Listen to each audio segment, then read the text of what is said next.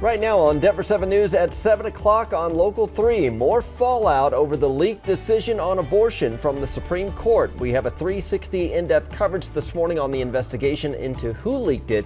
We have two different stories from women who have had the procedure and what Colorado lawmakers are doing to reinforce reproductive rights here.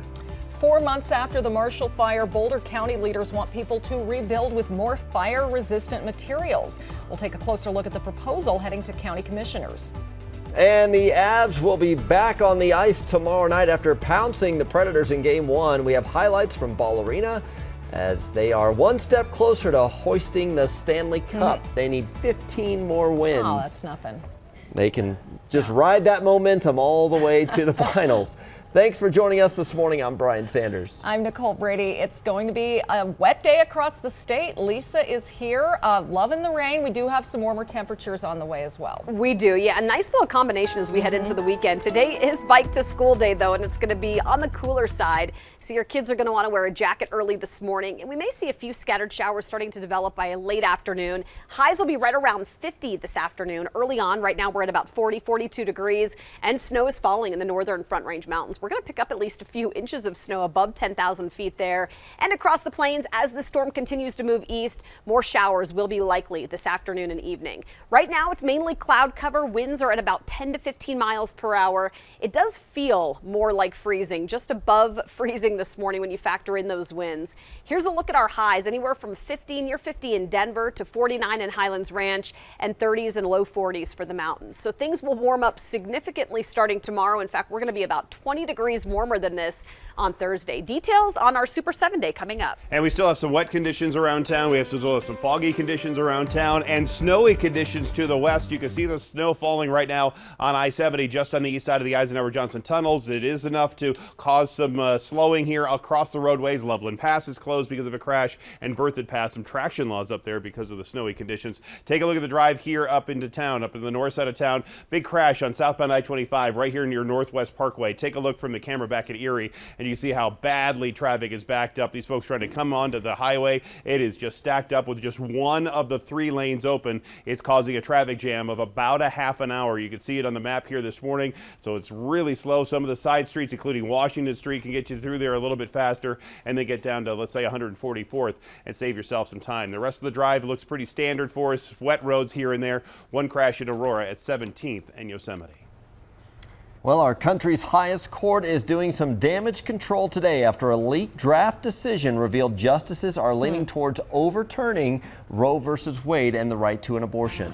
This morning, we're going 360 in depth on the fallout, taking a closer look at the investigation into who leaked the document. We're also hearing from two Colorado women with different perspectives after having abortions. Also, Colorado lawmakers are working to strengthen a new law protecting access to reproductive care, including abortion here. Denver 7's Christian Lopez kicks off our coverage from our newsroom this morning. And Chief Justice John Roberts has ordered an investigation into who leaked it. Yeah, that's right. Chief Justice Roberts called this an egregious breach of trust, and he vowed that any attempt to undermine the integrity of the court would not succeed. That investigation will now be led by the marshal of the court, who is also in charge of the Supreme Court's own police department, but it's not clear how much experience they have conducting an investigation like this because a full decision has never been leaked before. And if they did find evidence of a crime, CNN reports that they could refer the case to the Justice Department for prosecution, but there's a very small group of people who could have had access to that document. Just the 9 justices and the people working within their chambers, so that's about 50 people in total. The clerks who work with the justices sign an oath that promises that they won't divulge secrets of the process. And there is a very, very small group of people that would be in a position to see a draft opinion and leak it. Colorado Attorney General Phil Weiser, who is a Democrat who also clerked at the court for Justices Byron White and Ruth Bader Ginsburg, called this uncharted territory and says it's going to be very hard for the Supreme Court to gain back the public's trust. Chief Justice Roberts is worried about the legitimacy of the court. And this decision, coupled now with this leak, is a dagger to the court's legitimacy. This is antithetical to how the Supreme Court has operated as an institution committed to a deliberative process that is in a trusted environment. This is a breach of trust.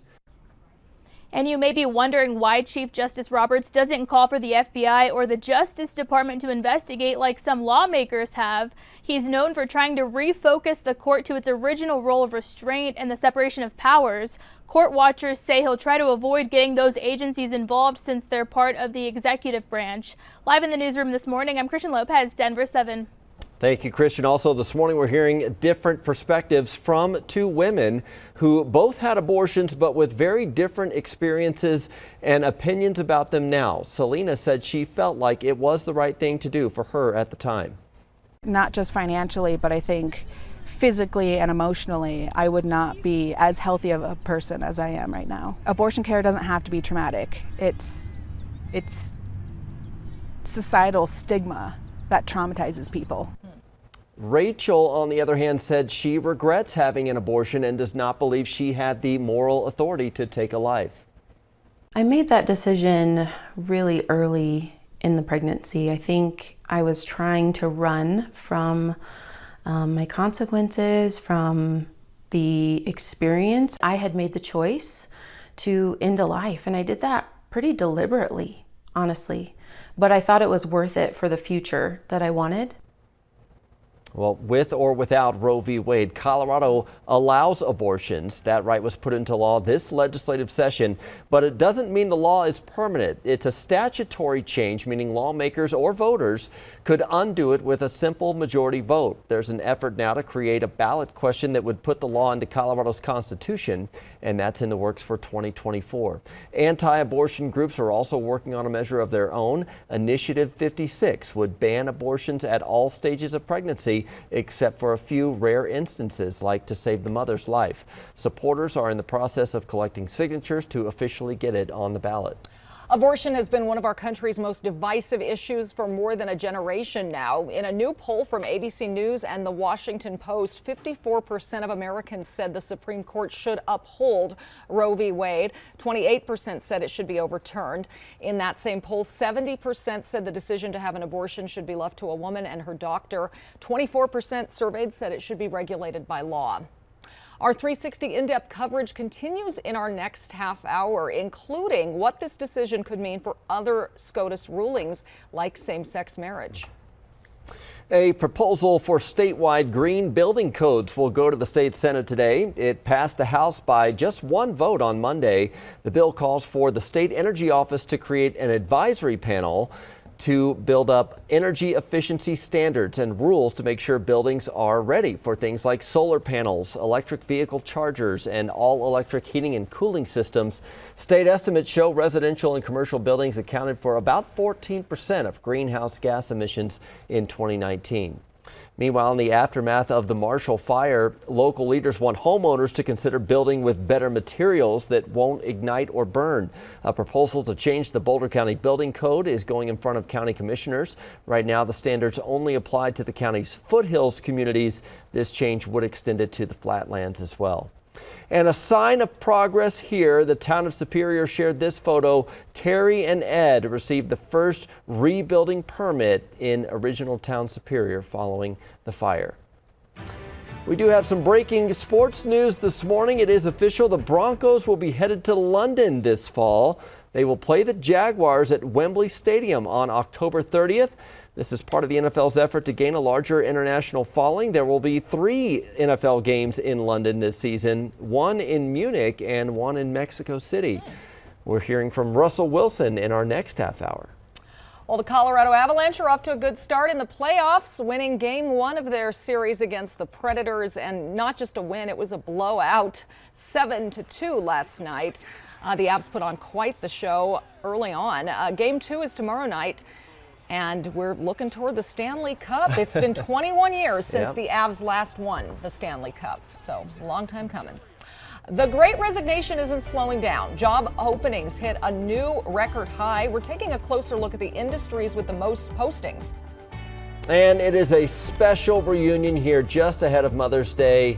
This one was a long time in the making. A Colorado woman is finally meeting her birth mom after more than 50 years apart.